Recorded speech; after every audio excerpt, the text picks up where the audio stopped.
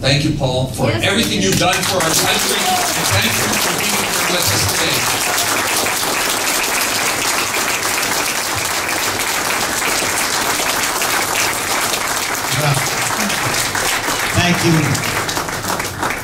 Thank you so much, Boris. Before I begin, let me just say that political life has its advantages and its disadvantages. One of the things that happens in political life is that you meet people that become very strong friends. So let me just say, Louis, what a great pleasure it is to see you. Thank you. It is an equal pleasure for me to see Jesse Flis. The only thing I'm going to say to you is that Jesse Flis was a veteran of the political wars and a member of Parliament when I first got there. And Jesse was a very close friend of my father's. And about the first 5 political speeches, and Boris, I know you have been through this, Jesse would be there, and then he would take me aside, and he would say, "No, this is what you did wrong. This is what you did right." I noticed he always had more wrongs than right. So all of a sudden, Boris, when I walked in here and I saw Jesse, I said, "I know what's going to happen. I'm going to get a phone call tonight." So you guys, everybody in this room, you got to stay with me here.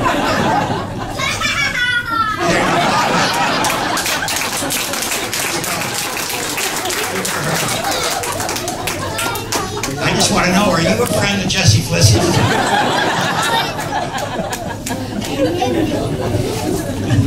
That reminds me, one of the first, I just talked about a political speech. That's fine.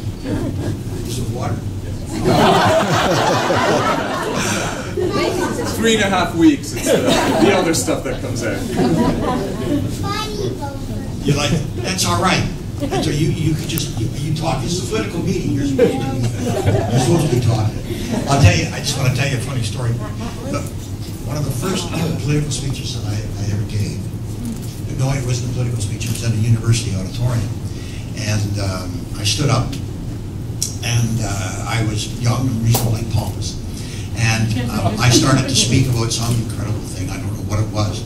And all of a sudden, the child began to cry. Didn't just shoot up, a baby started to cry. And so the mother picked the baby up as you got your daughter, and she started to walk out. And I said to her, very pompously, I said, Madam, the baby doesn't bother me. And the woman turned around and in full front to all of the audience, she said, "No, but you sure do bother her."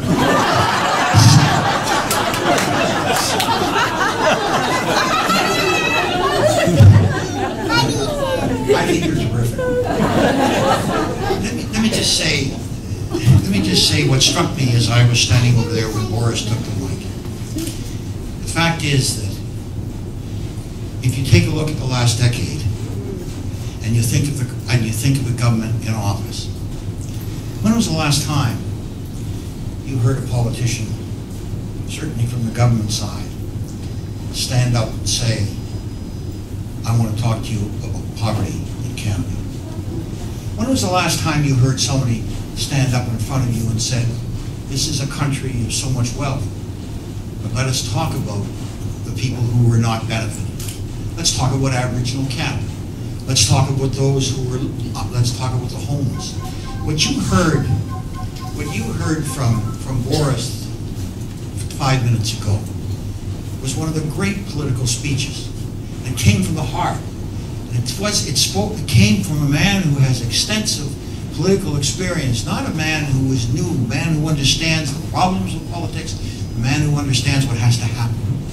And what he really said is that you don't go into politics for headlines. You don't go into politics to get your picture in the paper. You go into politics because you believe deeply in what people need, not just today, but what people are going to need in the generations to come. I've got to tell you, if I'm here tonight because what we heard from Boris is what I've heard from him when he was in Parliament. I just got to say, ladies and gentlemen, this election may be tight, but if everybody in Etobicoke could hear that speech, this election would be won in a landslide.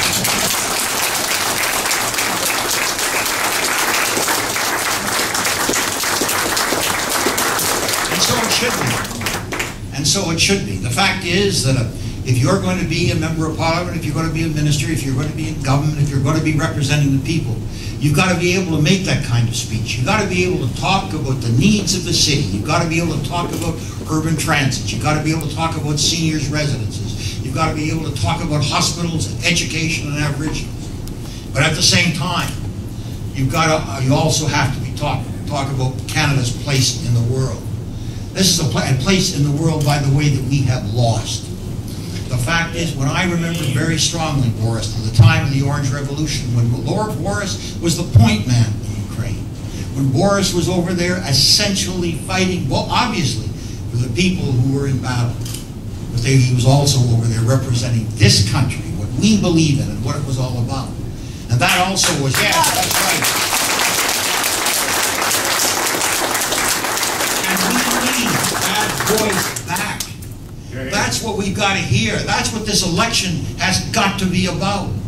It's so that the kinds of things that Boris said when he was up here in front of all of you, his friends, people who know him, but he was talking to you, but he was also talking to Canadians, and he was talking for himself, but he was also talking for Canadians. And that's what this election is all about.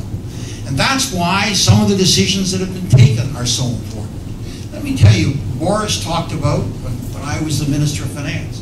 When I was the Minister of Finance, we had a deficit problem. And we dealt with it. We dealt with it because we had to, because we inherited a terrible deficit. And in my opinion, at that time, we were about 2 years away. I turned out to be right when the Asian crisis hit, from actually finding ourselves in the kind of positions that Greece and some other countries find themselves in. And so we acted. But fundamentally, what we also understand as liberals is that times change and the circumstances change. And economics is not a question of some kind of blind ideology. Economics is a question of adapting to the circumstances.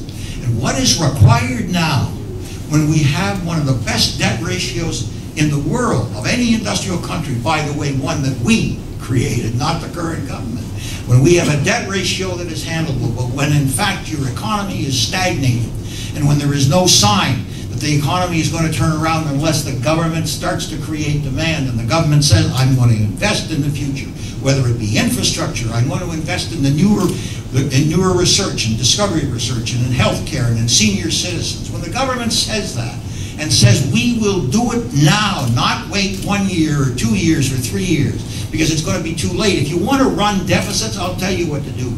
Sit there, do nothing. And I can tell you, you will run a series of deficits that will make the last 7 years look like a picnic. That's what this is really all about. It is investing in the future of the country. And the time to do it is when interest rates are low, when you can borrow 50-year money at these interest rates, which we'll never see again. It's the time to do it now. The fact is, we have studied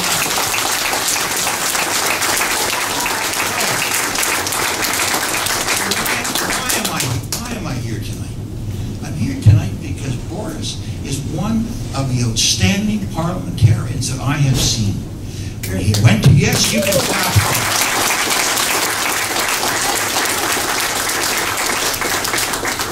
I have watched him stand up in caucus.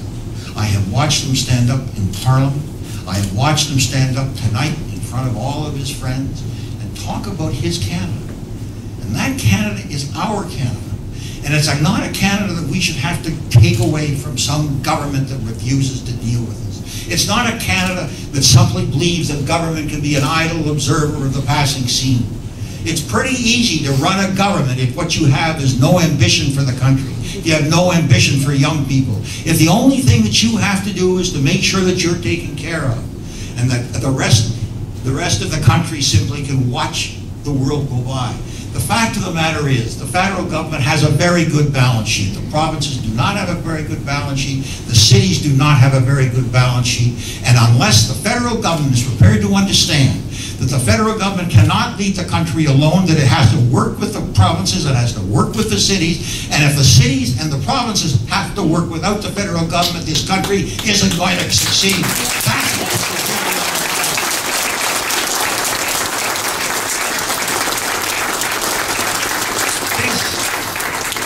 This is our country.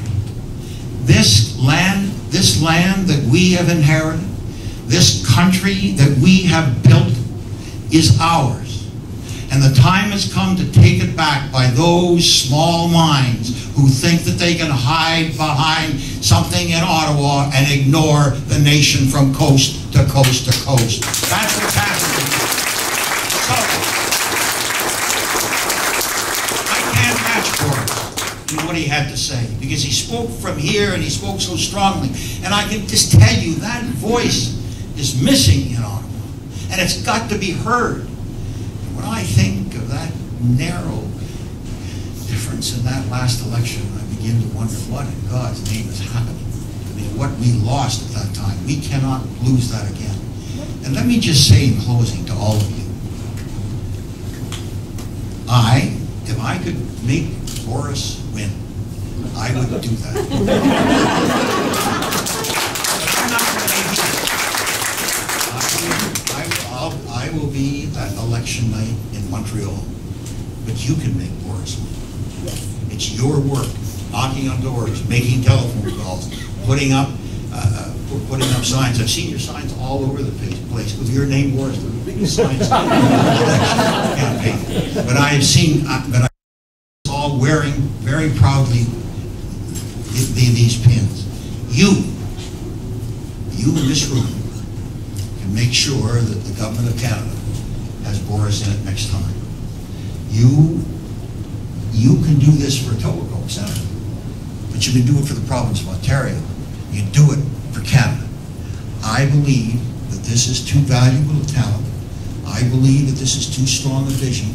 I believe that this is too strong a belief in our country. That which Borys has spoken here and what which he believed, for us not to have it next time. So, on your behalf, obviously most important, but more importantly than that, on her behalf. Think about how old she is, and think about very clearly, I can see her in about 20 years, Borys, when you retire. And she will be standing up here and making a speech, and the only thing I say is that when you make that speech, I want to be here because I'm going to yell from the audience. So,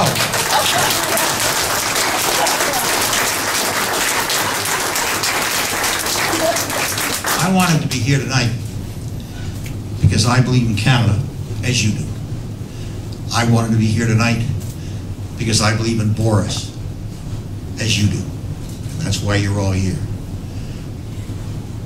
Between now and Election Day, you have the opportunity to send Borys back where he belongs, to send him to Ottawa. Let's make it happen. Thank you.